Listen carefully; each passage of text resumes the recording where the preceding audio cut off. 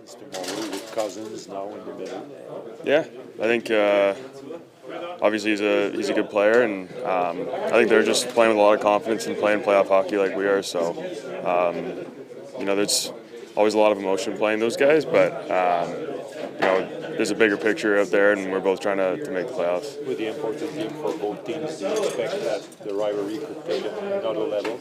Yeah, I'm sure, but same way you've got to stay disciplined. Ottawa's got a great power play too, so they feed off that kind of stuff, and so there's going to be a lot of emotions, a lot of intensity out there, but you got to stay disciplined too. How good does it feel to be playing these meaningful games again? Yeah, it's a ton of fun. Even just checking standings, checking scores from the other nights. It's fun to be a part of it, and the Bell Center was a pretty special place here on Saturday, and it's fun that we get to keep doing that. What was your reaction like to that atmosphere on Saturday night? Because it seemed very spontaneous. Yeah, no, it was great.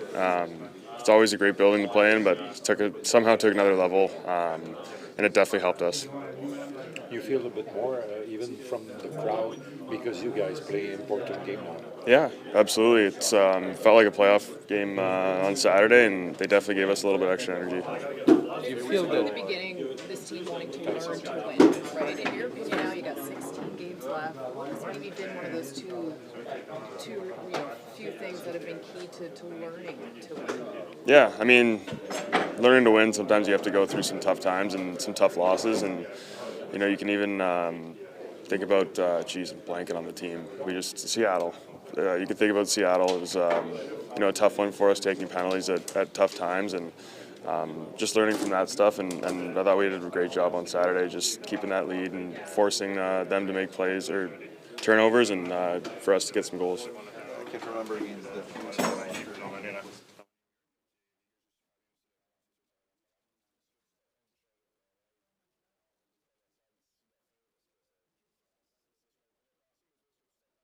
Ouais, je sais pas encore c'est quoi le plan, on va voir. Puis je pense que pour toute l'équipe, c'est une charge de travail quand même assez haute. Je pense qu'on a beaucoup de matchs en peu de jours. Justement, la semaine prochaine, on part encore un voyage. Je pense qu'on a 4 matchs en 6 jours.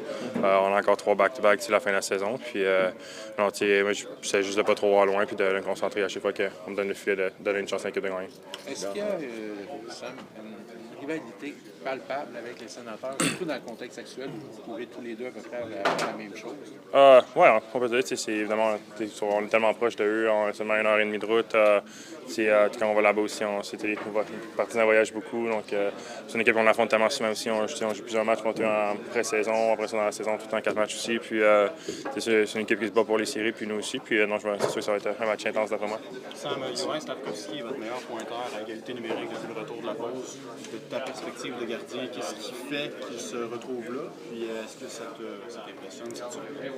Non, pas du tout. Je pense que l'année passée, on l'avait vu aussi après le break, tout ce qu'il avait été capable de faire. Puis, il est revenu encore après le break, même chose cette année. Puis, la ligne, je pense que ça va tellement bien. Ils sont capables de tout le temps se trouver sur la glace en zone offensive. Puis, ils font des jeux rapides. Puis, la réaction est bonne. Puis, il utilise bien son physique. Puis, je trouve qu'il n'a pas peur de lancer au filet. Je pense qu'il de ce que je trouve, il est plus de lancer au filet dernièrement. Puis, il a été capable de trouver le fond du filet aussi.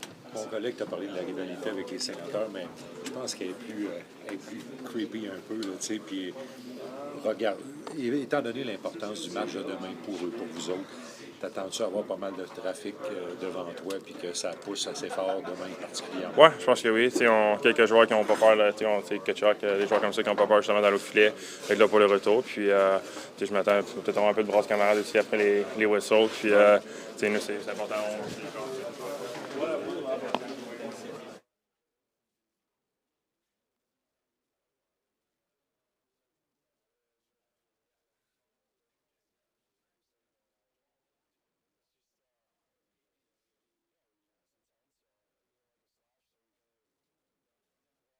Yeah, and then we shook it off after and probably grabbed dinner tonight. It's all part of the game. At the start of the season, is it good to practice like this, like with a lot of poise and intensity?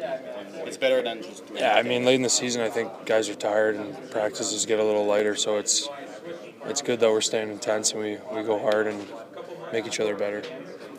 We'd like to see a rivalry with you guys and the Senator. Is that a thing for you guys, a rivalry with the Senators? Yeah, big time. I think it's probably our least favorite team I would say, for sure.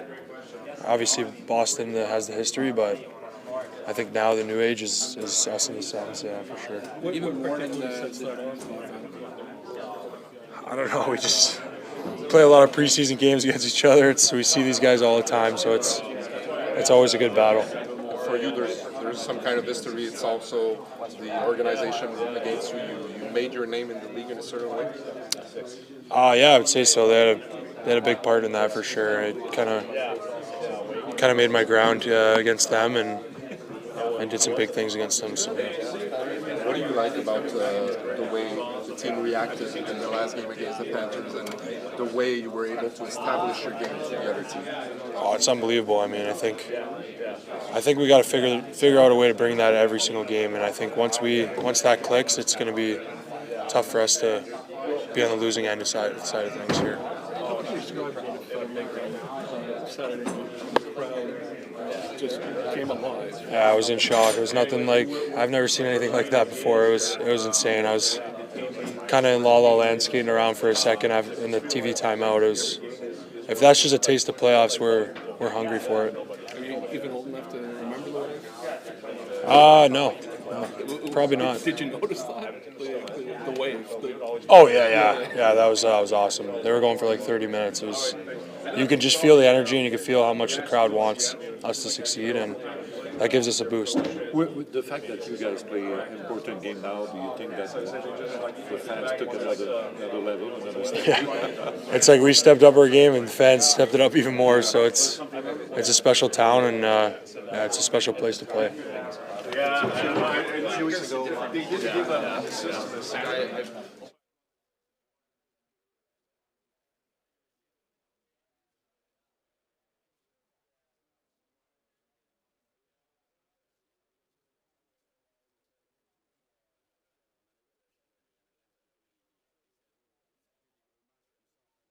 Souvent, le fait de prendre part à ce type de match-là dans la Ligue nationale pour toi, à quel point c'est excitant? Ouais, c'est vraiment excitant. Puis, je pense que c'est bon pour mon bagage, juste de pouvoir jouer ces games-là. Je pense que de côtoyer tous les gars dans la chambre, la vibe est super bonne. Tout le monde est excité, tout le monde a hâte. Puis, c'est vraiment fun. Sur le temps de l'anneau, c'est le fun de jouer au hockey. Je viens de demain, tu vas te lever avec le sourire aux lèvres. Ouais, c'est ça. C'est tough, pas se lever le sourire aux lèvres quand tu joues dans un building plein comme ça. C'est comme très bien, comme qu'on a vu samedi soir. Là. Merci. Josh, salut. Salut. Comment ça a été pour toi de t'adapter avec Nuo qui est liné dans les derniers matchs, de voir un peu, j'en parlais avec les deux joueurs, le fait que Nuo qui est un gars qui aime ça aller très vite, liné aime ça ralentir, il y a un équilibre. Toi, où tu te situes un peu là-dedans? Ouais, mais je pense que c'est juste à moi de bien lire le jeu. Comme tu as dit, New York, c'est quelqu'un qui amène beaucoup de rapidité à la ligne. Puis, Lainé, c'est quelqu'un qui est très dangereux. Chaque fois qu'il touche le puck, il y a souvent quelque chose qui se crée. Je pense que c'est juste de lire le jeu puis de bien me positionner dans tout ça. Là. Jusqu'à maintenant.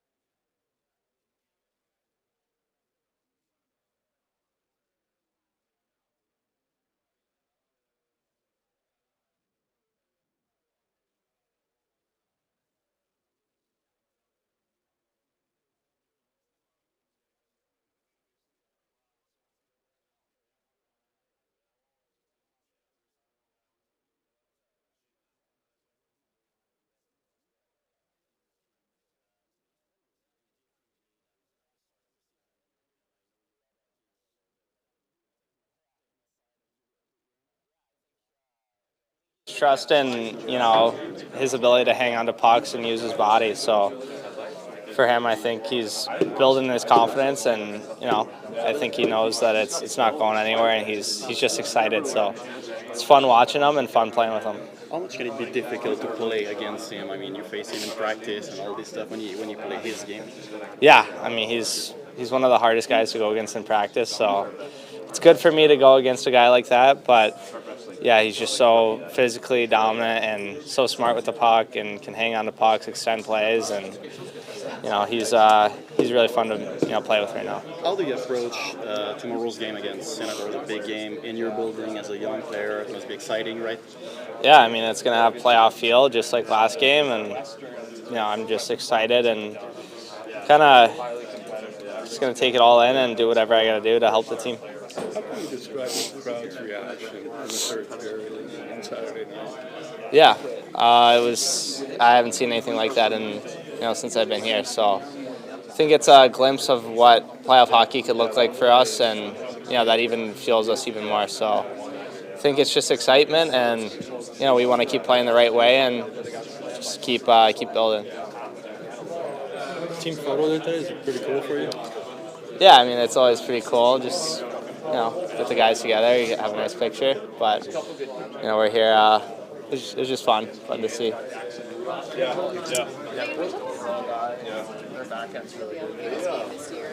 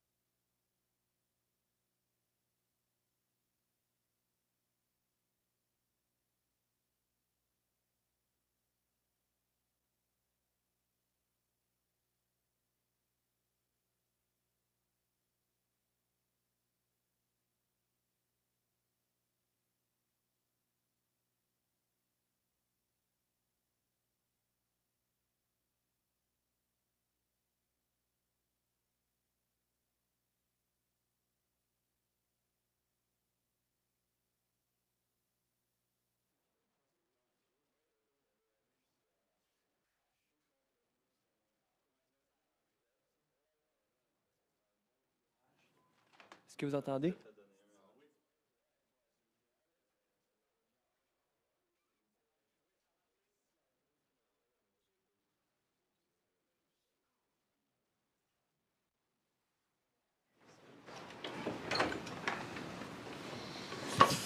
Bonjour tout le monde.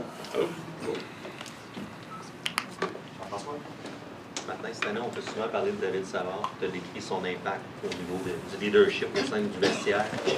Dans une période de l'année où tous les matchs sont importants, à quel point il y a une présence rassurante pour les équipes? Je pense qu'il y a l'expérience de jouer ces matchs-là.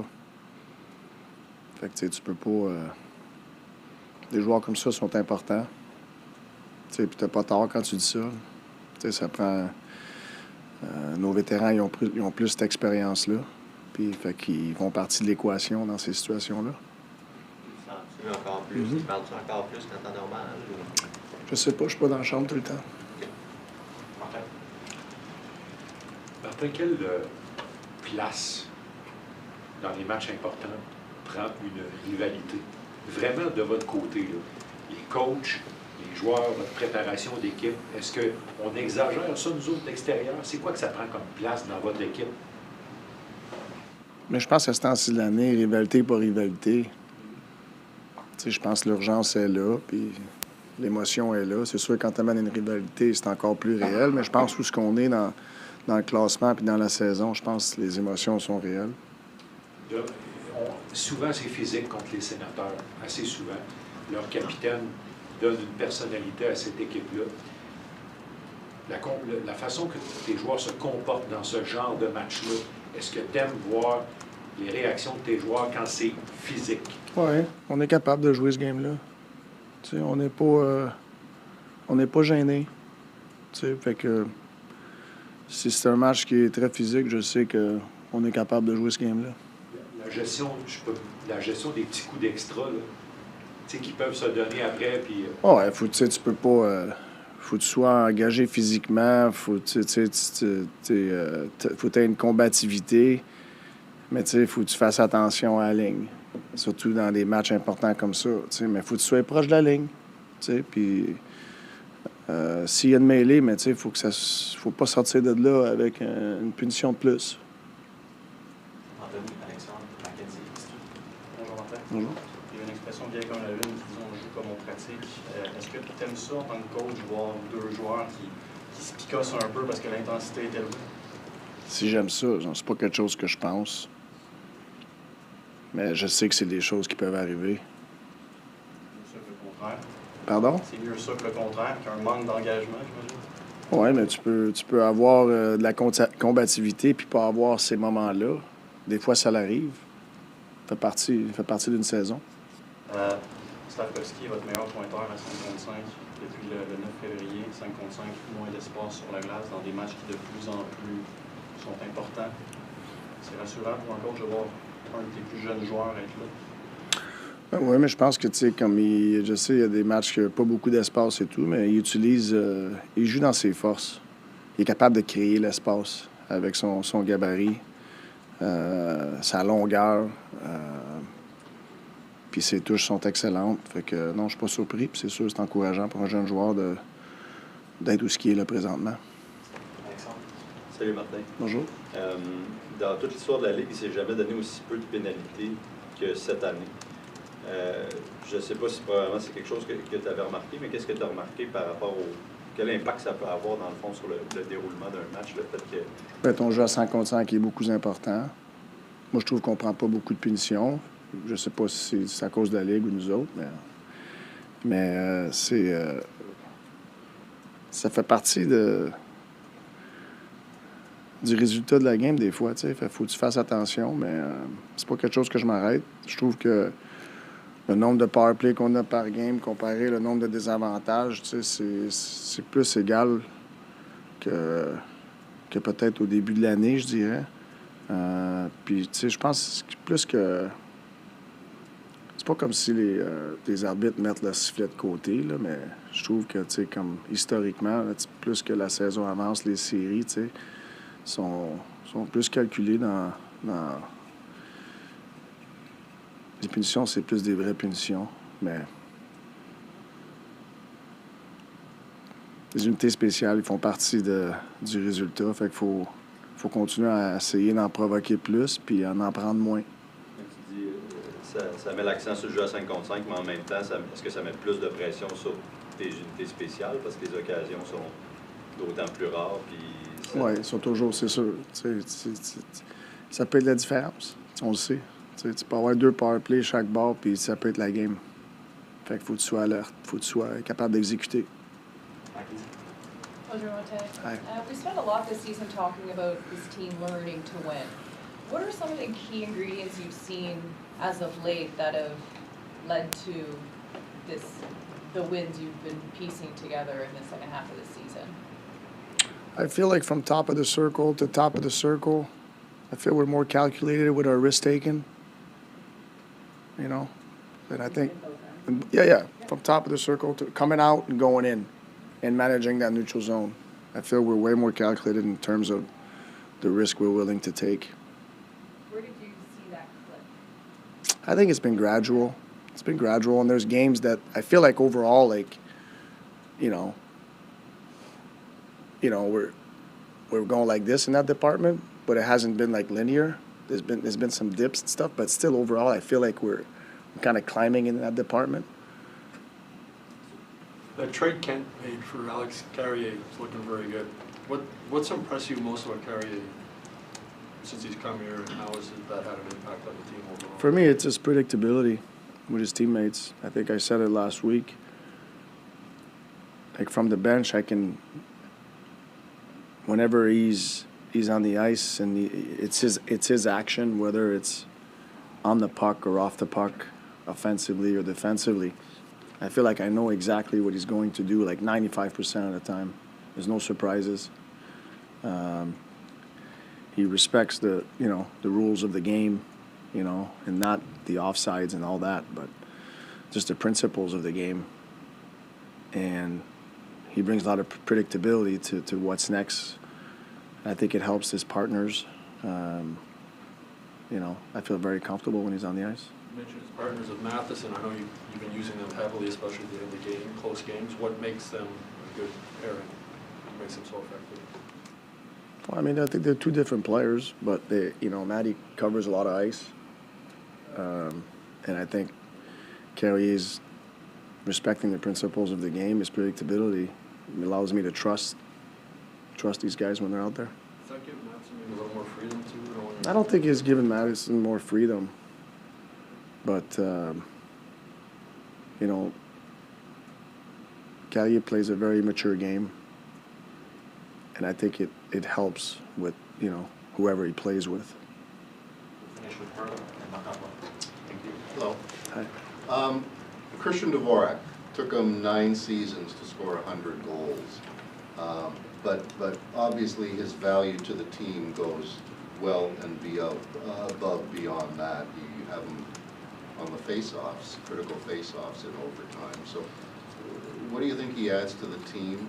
Why are some guys who are scorers in junior, why are they labeled as defensive guys in their careers?